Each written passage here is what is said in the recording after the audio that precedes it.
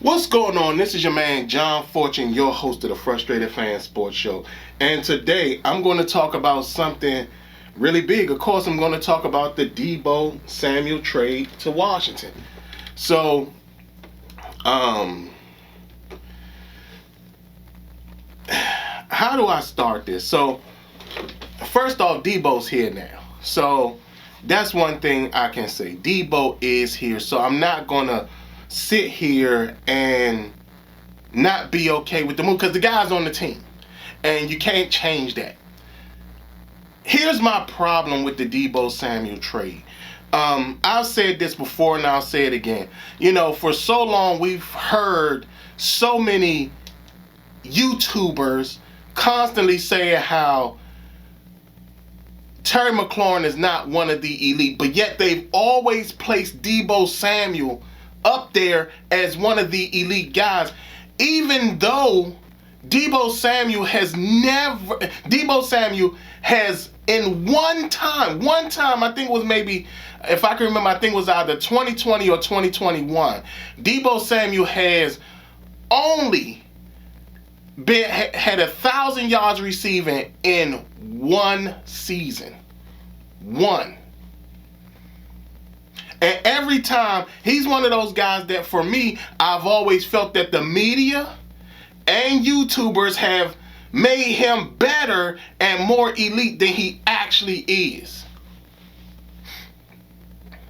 And it always bothered me that when people talked about Terry and they would put Deebo above him, it's always like, what are you seeing that makes you think that Deebo Samuel, who's had quarterbacks who's had quarterbacks who were able to throw it to him, somehow Deebo is placed over top of Terry McLaurin, and Terry McLaurin is placed under Deebo Samuel when you see that Terry McLaurin's production far exceeds Deebo Samuel's production. In fact, it supersedes Deebo Samuel's production. And here we are. Now don't get me wrong, I know fans are gonna be excited because it's Deebo Samuel, but what makes Deebo Samuel any different than Cordero Patterson? Other than name and reputation. Because he doesn't, when you look at, not even reputation, other than just name. Deebo Samuel is on the 49ers and they're winning, but they're not winning solely because of Deebo. Guess what? Deebo Samuel's numbers went down when they brought in Christian McCaffrey. That is why you don't see him doing as much. This man is not even a real receiver anymore. He's not. And then when you analyze Deebo Samuel and his abilities and stuff like that, this man has been recognized more than Terry McLaurin, and yet and still he's had far less production than Terry McLaurin. And I get it, don't get me wrong, there are pros to this move because again, he does come with somewhat of a reputation, but it's not a great one. It's just his name. Deebo Samuel will be opposite of Terry McLaurin. That's about it. To me, this is not how you stick with Philadelphia, especially when you have a draft class of wide receivers that are looking to be some of the best coming out. I told y'all, both of my guys ran the 40 this over the weekend, or yesterday. Because I'm taping the day after now, but both of my guys ran really good 40s. Trayshawn Holden ran a 4.5 something. He looked much bigger than he does on film. I think they said he was 209. I think he's like 210. But he's that's the guy that I told y'all is Terry McLaurin 2.0. Then my other guy, Dante Thornton, runs the second best 40 time at 6'5". So, of course, the 49ers are sitting there looking to jettison their former receiving core in a draft where you got these top-level guys that's in there. Not only that, you're talking about even a guy like I told y'all about Restrepo when everybody was talking about Cooper Kupp. Restrepo is one of those after-the-catch receivers. Restrepo's one of those after-the-catch receivers that can be a problem in the league in the future. You got Luther Burton, who's a problem. You got Tez Johnson, who's a smaller guy, but he's just as much of a problem. And I mean, this is what, and I don't want to poop on the move or make it like it's worse than what it is, because again, he does come with a name. But I feel that this doesn't put us over top of Philadelphia. I really don't.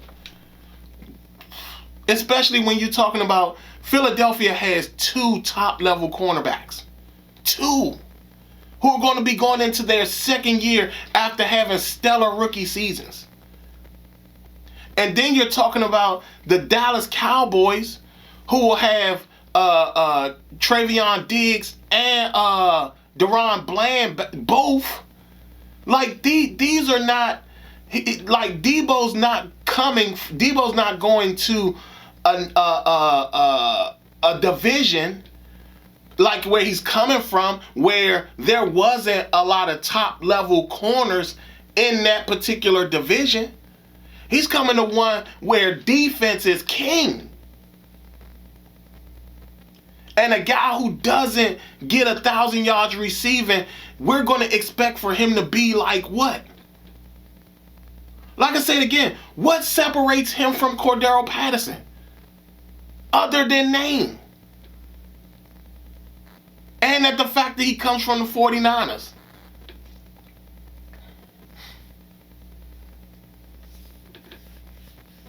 Like I said, I don't want to sit here and trash the move altogether. I don't want to do that. But I just feel that this just, the fact that we got him for a 5th round pick, at least I can at least be okay with that. You know what I'm saying? I can actually sit up there and be okay with the fact that we only gave up a 5th round pick. I can be okay with that. Like, that's something that I can sit up there and be fine with that. But I just feel that our fan base is going to get a little too excited about it. Now, for me, let's not sign him to no extension yet. Let's see if he can have a whole season uninjured. And that's another thing. When it's come to Deebo, right? It's not that he gets injured, right? It's when he gets injured. You know what I'm saying? Like, there isn't a moment where it's not, you're in a situation where it's like, okay, what's going to happen with him? Deebo gets injured at key moments, key games, key times in a game, and he never comes back. Do y'all know? I think that he got injured in the last Super Bowl they played in, and I think he got injured in the Super Bowl before then. Like, there are times where you need Deebo Samuel, and he gets injured at the most inopportune times.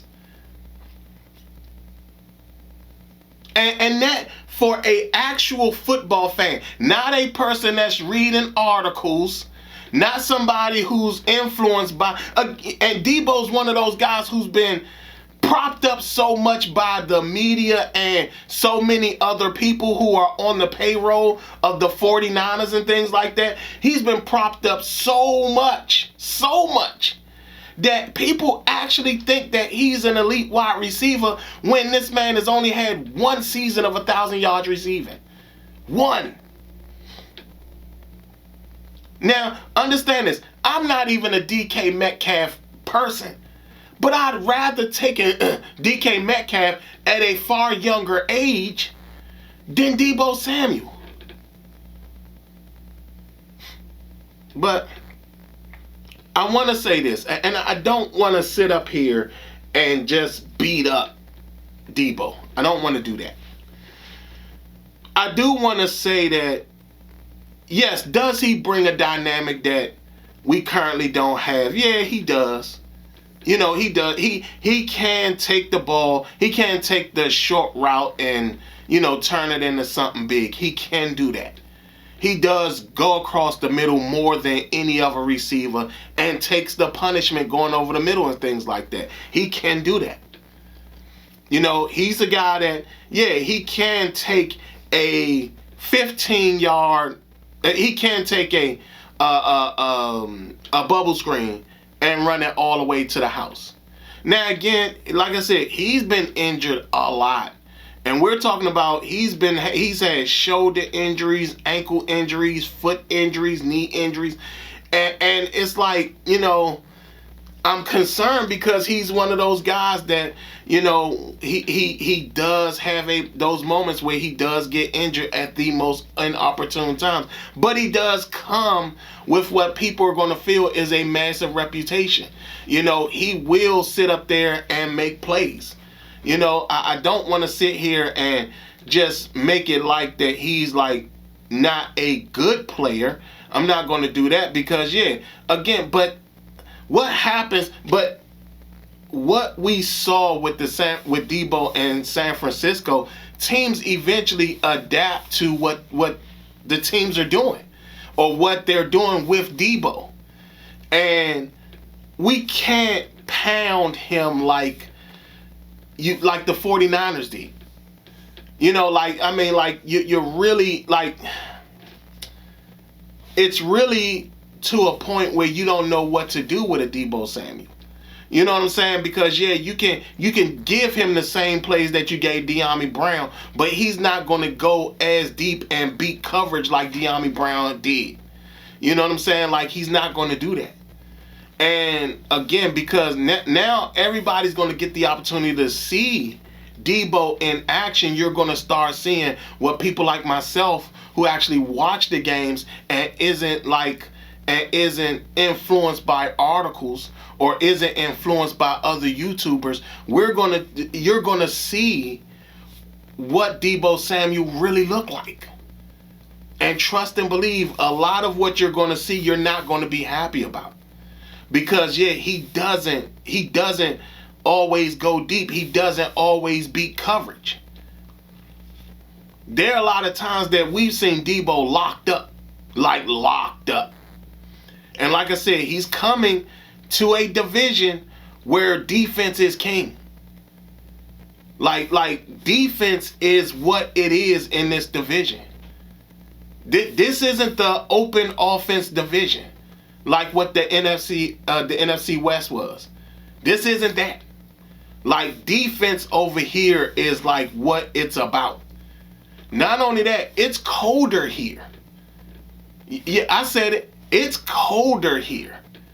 And guys who've been often injured, when they go from those warmer temperatures of a Miami, of a Texas, of a California, where it's cold, but it's not as cold as often, and they come to the East Coast, where we get the bitter, brittle cold, where you feel that cold in your bones and stuff like that. It's a different type of cold over on the East Coast, especially when you're talking about the upper East Coast. It's a different type of cold. It's a different type of cold in Philadelphia. It's a different type of cold in D.C. It's a different type of cold in New York. And what is he going to do? And what is going to happen when that cold starts to affect him because he's not in those warmer temperatures anymore? Because most people got to understand that's a transition too. And I understand that he played at Clemson, but that's been years ago. That's been years ago. I'm pretty sure he's probably forgotten what the cold is like being in California for so long. But again, like I said, I mean, Deebo's here. And now we got to see what happens. You know, I still feel that this shouldn't stop us from drafting a receiver in this upcoming draft. I think we should make sure that we take one anyway, just in case. Because again, like I said, Deebo, he's known to get injured in the games that you need him the most. It's not that he gets injured, it's when he gets injured. And that's when it becomes a problem. I feel that we still should take a receiver in this upcoming draft. Hopefully, Dante Thornton can be there. Hopefully, Trayshawn Holden can still be there. For some of y'all, Luther Burton, if he's going in the first round, we're probably not taking a receiver in the first round now. I didn't say this before, but I'll say it now. I like Donovan Jackson more than I like Josh Simmons. I think Donovan Jackson is a far better offensive lineman than Josh Simmons. And we saw that this year where Donovan Jackson went from guard to left tackle, and basically he was a little sloppy at the beginning, but then when the season went on, all he did was look elite. That's all he did. And the fact that Donovan Jackson isn't being talked about at the same level as like a Will Campbell is crazy to me. But again, I digress. But Deebo Samuel is here. At least we only gave up a 5th round pick. It's just that 2019 draft,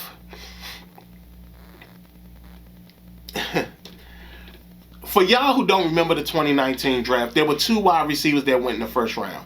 That was Hollywood Brown, Marquise Brown, who's already on his 3rd team.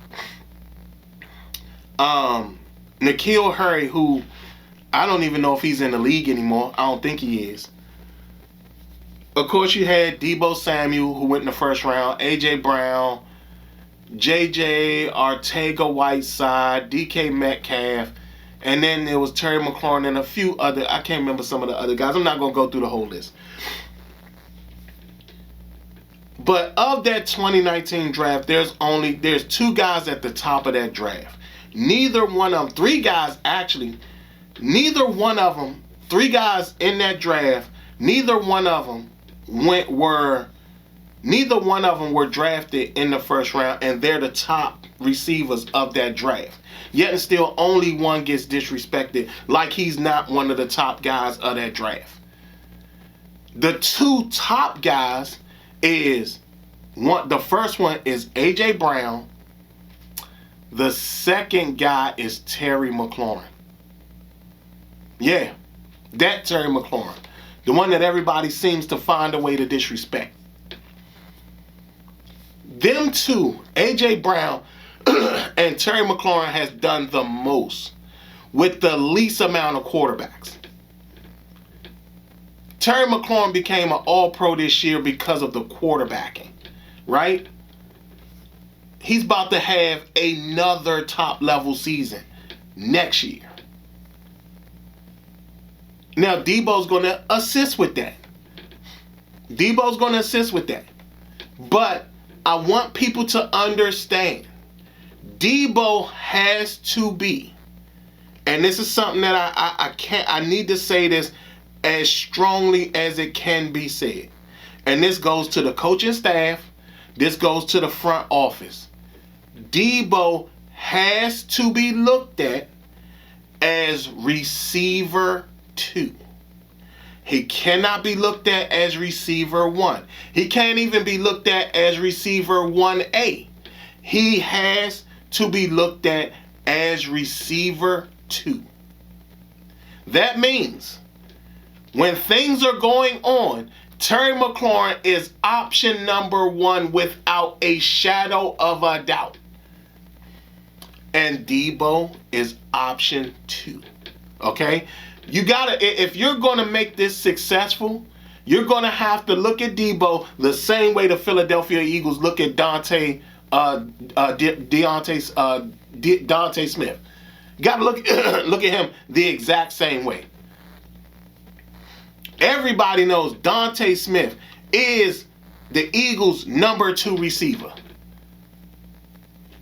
And A.J. Brown is the number 1 guy. Y'all got to look at that the exact same way. Terry McLaurin is number 1. Deebo is number 2. And he's a very solid number 2. But again, don't expect for him to get 1,000 yards. Just don't expect that. And I want to say this. I know a lot of y'all are not going to like what I say. I know a lot of y'all already probably stopped looking because y'all felt that I'm being overly negative as well. But understand, I'm giving y'all really good information. And I'm letting y'all know this is one of those trades that, you know, a person like me, it makes my eyes go up because it's like, was that really the right move? You know, I understand that, yeah, oh, he's a better De'Ami Brown in name, yes. But when you talk about De'Ami Brown taking a hitch play and running that thing 40, 50 yards on younger legs that isn't as injured, or a guy who, in De'Ami Brown, who can actually take the top off of a defense, that's a little different. That's a little different than somebody like Deebo Samuel. Now, I'll say this. The Deebo Samuel move makes me feel better if you bring De'Ami Brown back. You bring De'Ami Brown back, then this Deebo Samuel move comes off a little bit better. But hopefully we'll see what happens. Deebo Samuel is in fact a commander. I'm not gonna be upset with what happens, but I do want to see what we do as we move forward. I hope that this does really work out for us, you know, but again, I'm one of those guys that, you know, I look at people's production overall. And I also look at the factor of getting a guy when his team, who has been looking to move forward and is looking to get into a Super Bowl and things like that, I look at things like that and I get concerned because I want to really know what is it about this guy that his original team no longer wants him. Because it can't just be about money. So, with all that being said, y'all tell me what y'all think. How do y'all feel about this move? Do y'all feel it's a good move? Do y'all feel that it's a good move if it's in conjunction with another move that's done? Because again, you can't just have just Deebo Samuel. Do you feel that it's okay to see him as the number 2 receiver and only see him as the number 2 receiver? Or is it a thing where you guys now see him as a number 1 receiver and see Terry as the number 2? Y'all tell me what y'all think. Other than that, this has been your man, John Fortune, and this has been the Frustrated Fan Sports Show.